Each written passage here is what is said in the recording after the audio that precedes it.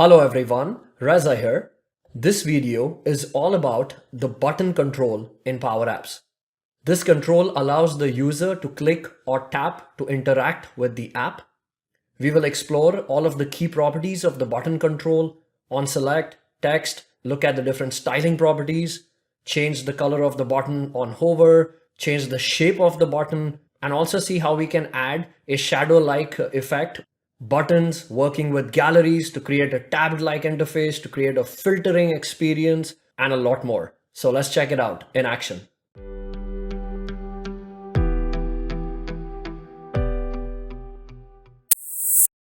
To add a button control, in the left-hand menu, head over to Insert and select the button control. The button control is a control that the user can leverage to click to interact with the app. Let's explore some of the key properties of the button control. Text property. Here I can define the text of this button control.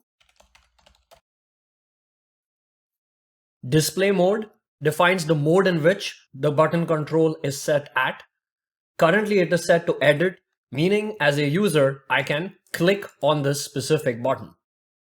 If I was to change this to disabled, I will not be able to click on this button. And if this is set to view, the button is in read-only mode. Visibility drives whether this button should be visible or not. In the size, you can define the width and height for this button. You can also drag the width and height of the button directly across the canvas experience. You can add padding around the text of the button. Color, you can define the text color of the button. So let's say I pick yellow. The text "click me" turns yellow. The fill property defines the background color of this button. You can define the border thickness and the border color for the button. Border radius defines the degree to which the control is rounded. If I increase the border radius to, let's say, 50, we can see how the edges are being rounded. If you need a perfectly circular button, the width, the height, and the border radius, if all of them are the same, in that case, it will create a circular shaped button. There are other style-based properties like the font of the text, the font size, and more. Now, when you add a button control, the styling that it follows closely relates to the theme of your Power App. Currently, the theme is the blue standard theme. Let's say I swap this with one of the Office themes. I'll pick the red Office theme. You can see how the newly added button changes its colors depending upon the theme of my Power App. However, if I have made changes to the styling properties of the button, then they would continue to be respected. When the user hovers over this control, we can change certain style aspects of the button. If I focus on a property called hover fill, by default for a new button, it leverages the basic theme color and uses a function called color fade to fade that primary color by 10%. That's why when I hover over this button, it gets this light fading effect. I can increase this fading effect to, let's say, 50%. Now if I hover over this button, you can see how the effect is much more prominent. You could also completely change the color of the button if required. We also have another property called pressed fill. When this button is clicked or pressed, at that instant, what should be the color for that specific button? By default, it once again leverages the color fade property to fade the primary color by 30%. Let's say I change this to blue. As I hover over the button, it becomes orange. As I click, it turns blue. Now let's try changing the button's appearance. To create a button without rounded corners, the border radius needs to be 0. As I start increasing the border radius, the corners will start rounding. Button to look like a tab. I can leverage the radius top left property, and let's say I set this to 50. And the radius top right property as well, I will set it to 50. And now for the radius bottom left property, I will set this to 0. And for the bottom right property, I will set to 0. So now this button looks like a tab. And if I have multiple buttons of the same type, we can see a tabbed-like experience. I'll make this button a square by setting its width and height to 300 each. The border radius I will set to 150. Radius top left 300. Radius bottom right 300. And this looks like a leaf-shaped button experience. Key aspect of the button control is that the user can click on this control, and this is where we can take action. Under the Advanced tab for the button properties, we have the OnSelect function. By default, it's set to false, meaning when I select any button, it will not take any action. However, here I can write PowerFX formulas to take action. For example, when the user clicks on this button, I can use the notify function to notify that this button was clicked. I'll display a success message for around a second. If I click this, we can see that success message appearing. We can write multiple formulas on selection of our button. Let's say I would like to keep a count of how many times this button was clicked. I'll create a variable called counter that I will increment by 1. This variable is what I will leverage for the text property as well. And I'll append the counter, which currently is empty.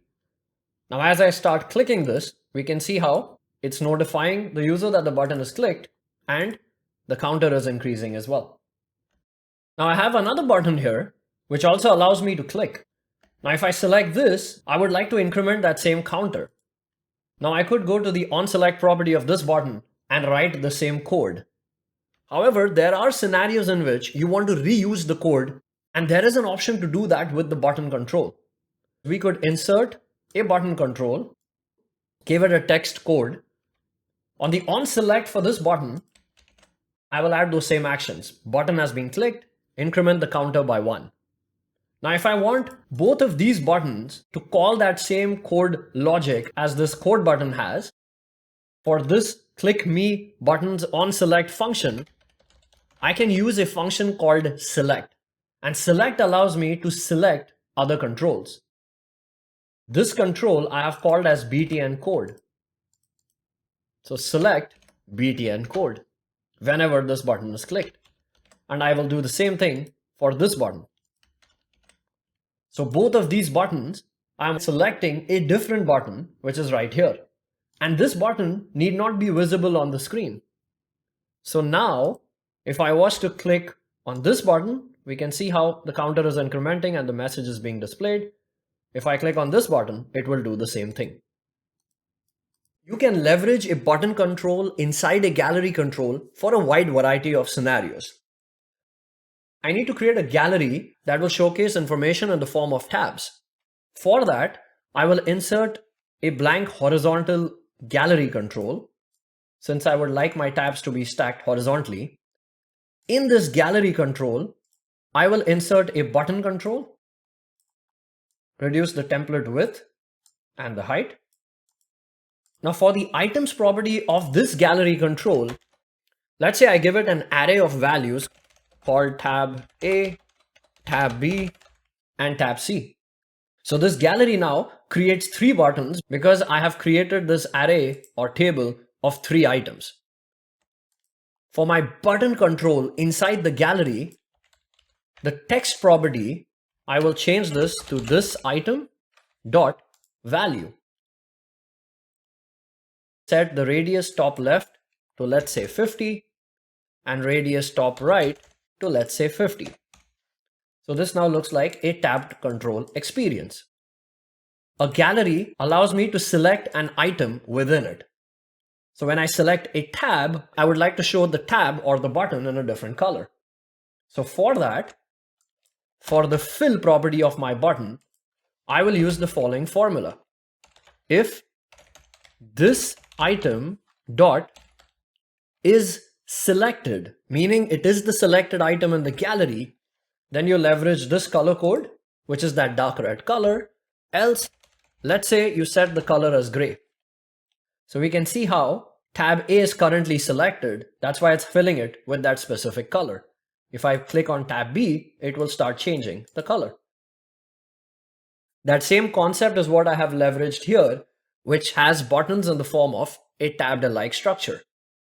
The gallery gets its data dynamically from a collection. This could even come from a data source. Here I'm defining the ID of the tab, the icon to use, and the name. This button inside the gallery, OnSelect, states select the parent, means the OnSelect function of the gallery control. And that function is set a variable to the ID of the current running tab. And the gallery at the bottom that showcases data from my connected SharePoint list has the following formula. Switch on that variable. If it is 1, meaning it's the first tab, so I need to show all the assets from my data source, so I've connected it directly to my SharePoint list. If it's 2, show assets that are overdue. I am filtering my data source where the status of the device is in use and the due date is less than today. So I'm simply changing the filter logic for my gallery depending upon which tab is selected. These are all the assets in the system. There are only 2 assets that are overdue. I have a gallery here, the items property for which is an array of information that has the title of a Power App that I would like to launch or open and the URL of that specific Power App. Inside this gallery, I have the button control, the text for which comes from the title property. And for the OnSelect function, I am leveraging a function called launch that leverages the app URL property to launch that specific URL. So here, if I select a specific item in that gallery, it will launch that specific Power App. I can also leverage that button gallery experience to create a filtering experience for data in my Power App. Here I have the list of buttons which are the statuses that the user can filter the data upon. Currently none of them are selected, so the user can see all the data in the system. If I select in progress, it will apply the filter to only show the in progress items.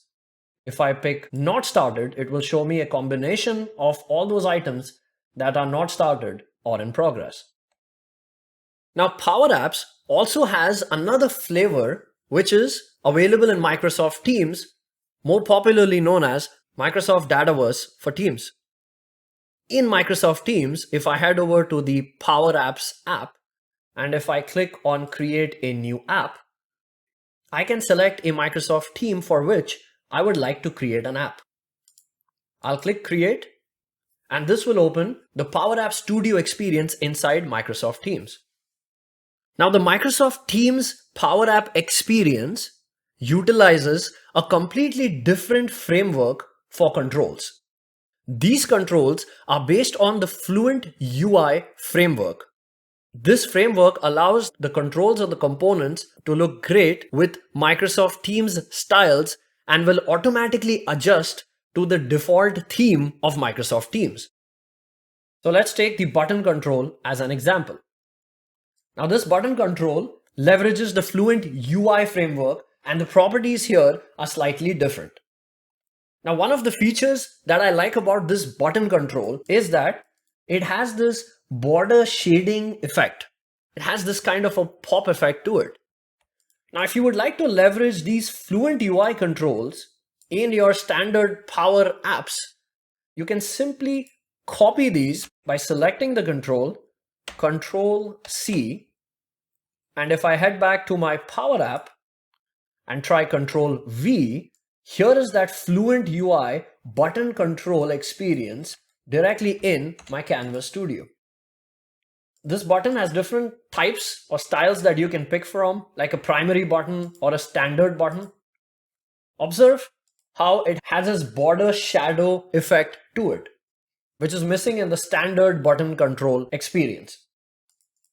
If I was to remove the text, I have this nice shape that has this shadow effect and it pops out on the screen. If I go to the hover fill color, set to white, and I will do the same thing for the pressed fill color. So now it does not change the fill color if I hover or if I select it. Now this experience I can leverage to create a sectionated experience in my screen. For example, if I was to create a brand new screen here, and let's say I give it this light blue background color, if I paste that button control here, I can start leveraging this to create different section experience.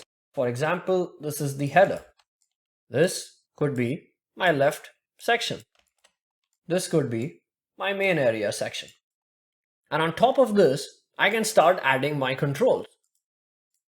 Here is an example of an app that leverages that experience. You can see how it creates this visual aspect of different sections within my home screen. I have leveraged buttons here for filtering the data in my main gallery control. I've leveraged buttons here to create this tabbed-alike experience. Here is a button that allows the user to create a new ticket. Buttons at the bottom will launch different applications and so on and so forth. If you enjoyed this video, then do like, comment and subscribe to my YouTube channel, and thank you so much for watching.